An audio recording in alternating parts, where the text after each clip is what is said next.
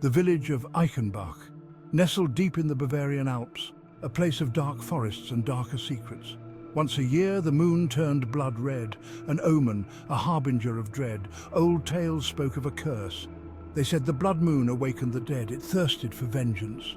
The villagers whispered of a woman murdered, wronged, waiting for the blood moon's return. Ilse, beautiful, kind, loved by all. She saw good in everyone, a fatal flaw. One cold night she was found dead by the old stone bridge. Her eyes stared vacantly at the sky. The villagers whispered, "Who could do such a thing?" 3 men fell under suspicion. The Baron, greedy and cruel. The priest, hiding a dark secret. The blacksmith, consumed by jealousy. None were ever convicted. Years passed, the whispers faded, but the blood moon returned, and with it Ilse, no longer the kind woman, now a spectre, twisted by rage, her white dress stained crimson. The temperature dropped, a cold wind howled. It carried her cries, her pain, her fury. The villagers trembled in their homes, praying the night would end, but it was just beginning. Section 4. Whispers in the Night. The night was still, the air thick with an unsettling silence. The full moon cast eerie shadows across the European countryside, illuminating the dense forest with a ghostly glow. The Baron awoke to whispers. It was Ilse's voice, accusing, threatening. The whispers grew louder, echoing through the haunted bedroom, filling the air with a chilling presence. He could feel her anger, her resentment, seeping into his very soul. He saw her face in his window, her eyes burning with hatred. The ghostly figure seemed to float, her expression twisted with rage and sorrow. The Baron felt a cold sweat break out on his forehead as he stared into her piercing eyes. He tried to bar the door, but it was useless. She was already inside. The door creaked and groaned, but it could not keep her out. Her presence was overwhelming, a force that could not be denied or resisted.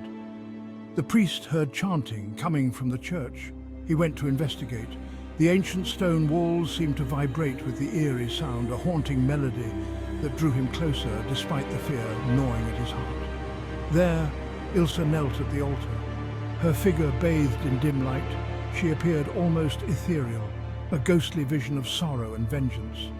The priest could hardly believe his eyes, his heart pounding in his chest. Her voice dripped with venom as she spoke of his hypocrisy, his sin, his doom. Each word was a dagger cutting deep into the Baron's conscience. She accused him of betrayal, of breaking sacred vows, and foretold his inevitable downfall. Section 5. The Curse of Vengeance. In a small, forgotten European village, under the eerie glow of a full moon, a tale of darkness and retribution unfolds. The blacksmith worked late into the night, his muscles straining with each powerful swing of the hammer. The forge was his sanctuary, a place where he could lose himself in the rhythm of his work. The clang of his hammer echoed in the darkness, a haunting melody that resonated through the empty streets. Each strike was a reminder of his strength, but also of his solitude. Suddenly the furnace roared to life and Ilse's face appeared in the flames. Her eyes burned with a fury that sent chills down his spine, her presence a stark reminder of his past misdeeds. She showed him visions, twisted memories of his jealousy, his rage, his crime. Each image was a dagger to his heart, a relentless assault on his conscience. One by one she tormented them. The villagers, once his friends and neighbours, now haunted by the same spectres that plagued him.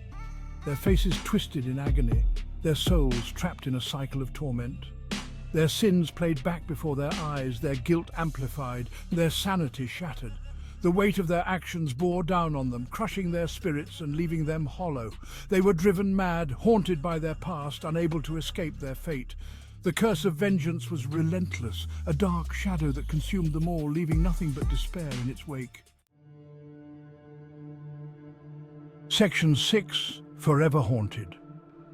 As dawn broke over the ancient village, the eerie blood moon began to fade into the horizon, casting long shadows over the cobblestone streets. Ilse, The mysterious woman who had haunted the villagers' dreams vanished with the first light of day, but even as she disappeared, the terror she brought with her lingered in the hearts of the townsfolk.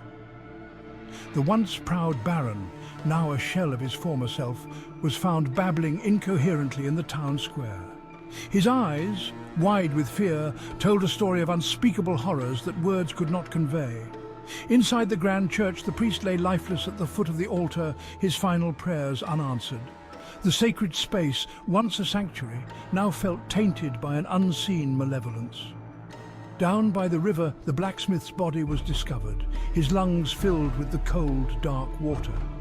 His strong hands, which once forged tools and weapons, now lay still and lifeless. The village of Eichenbach was forever scarred by these tragic events. The once lively and bustling community now lived in a state of perpetual fear and sorrow, haunted by the memories of that dreadful night. The blood moon, a constant reminder of Ilse's tragic fate and the curse she carried, loomed over the village like a dark omen. Its crimson glow seemed to seep into the very soul of Eichenbach, never allowing the villagers to forget. The villagers knew they were being watched, judged by unseen eyes. They lived in constant dread, waiting for the next blood moon, when the cycle of terror would begin anew. Each night they looked to the sky, their hearts heavy with the knowledge that the curse was far from over.